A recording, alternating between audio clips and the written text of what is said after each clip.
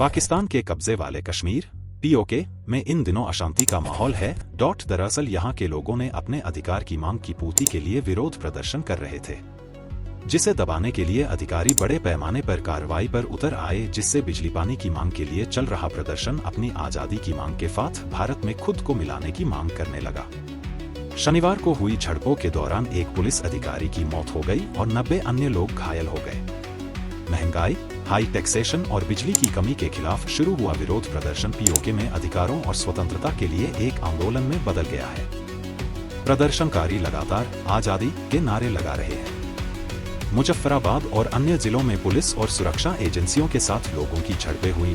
जम्मू कश्मीर संयुक्त अवामी action committee इस विरोध प्रदर्शन का नेतृत्व कर रही है, जिसमें व्यापारी सबसे आगे हैं। शुक्रवार को हड़ताल का आह्वान करने के बाद से अब तक एक्शन कमेटी के दर्जनों नेताओं और सदस्यों को गिरफ्तार किया जा चुका है। प्रदर्शनकारियों संग पुलिस कर रही बर्बरता। ट्रेडर्स एसोसिएशन मुजफ्फराबाद के अध्यक्ष और सदस्य शौकत नवाज मीर ने कहा, दादयाल में हमारे शांतिपूर्ण प्रदर्शनकारियों के खिलाफ पुलिस की बर्बरता के खिलाफ पीओके और खासकर मुजफ्फराबाद में पूरी तरह से शटडाउन और भीड़ जाम हड़ताल होने जा रही है। न्यूज एजेंसी IANS ने बताया कि कश्मीर ज्वाइंट अवामी एक्शन कमेटी ने यह जानकारी दी। बताते चले कि समिति ने अगस्त 2023 में भी इसी तरह का विरोध प्रदर्शन किया था। शौकत नवाज मीर ने कहा, हम बिजली बिलों पर टैक्स लगाए जाने को अस्वीकार करते हैं। इसके बजाय हमारी मांग है कि उपभोक्ताओं को क्षेत्र में जल विद्युत की उत्पादन लागत के मुताबिक बिजली दी जानी चाहिए। पीओके हमेशा भारत का हिस्सा रहा है। विदेश मंत्री S जयशंकर ने 5 मई को इस बात पर जोर देते हुए कि पीओके हमेशा भारत का हिस्सा रहा है, कहा था कि बहुत खेदजनक स्थिति जारी है। पिछली सरकारों ने यह सुनिश्चित नहीं किया कि पाकिस्तान आजादी के बाद इस क्षेत्र को खाली कर दे। S जयशंकर ने ओडिशा के कटक में एक इंटरैक्टिव सेशन में कहा था, पीओके कभी भी इस देश से बाहर नहीं गया, यह हमेशा इस देश का हिस्सा रहा है। भारतीय संसद का एक प्रस्ताव है कि पीओके पूरी तरह से भारत का हिस्सा है।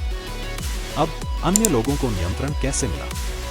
ऐसा तब होता है जब आपके पास कोई ऐसा व्यक्ति होता है जो घर का जिम्मेदार संरक्षक नहीं है, तो एक बाहरी व्यक्ति आएगा और कुछ चुरा लेगा। पीओके एक बार फिर भारत की चेतना में। उन्होंने कहा, यहाँ आपने दूसरे देश को अनुमति दे दी है। ऐसा इसलिए हुआ क्योंकि हमने आजादी के शुरुआती सालों में इन क्षेत्रों से पाकिस्तान को खाली कराने की कोशिश नहीं की, जिससे यह बेहद दुखद स्थिति बनी हुई है। भविष्य में क्या होगा यह कहना बहुत मुश्किल है, लेकिन मैं हमेशा लोगों से एक बात कहता हूं कि आज पीओके एक बार फिर भारत के लोगों की चेतना में है। हम इसके बारे में भूल गए थे, हमें इसके बारे में भुलाया गया था, लेकिन यह अब निश्चित रूप से वापस आ गया है। आजकल थोड़ी बहुत बातें पीओके पे भी चल रही हैं, वहाँ कुछ आपने देखा होगा कि कुछ घटनाएं भी हो रही हैं। अब मोदी सरकार जो है, हमारा मत इस पर बहुत स्पष्ट है। पार्लियामेंट का रेजोल्यूशन है, हम बहुत क्लियर हैं कि पीओके जो है भारत का अंग है।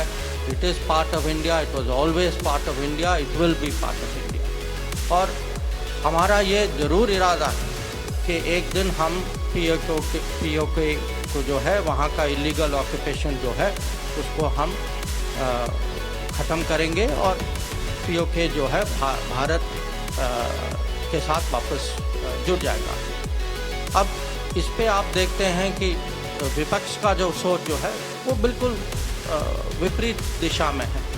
फ़ारूक अब्दुल्ला साहब हमको याद दिलाते हैं कि नहीं पीओके की बात ही नहीं करिए, क्योंकि पाकिस्तान के पास न्यूक्लियर वेपन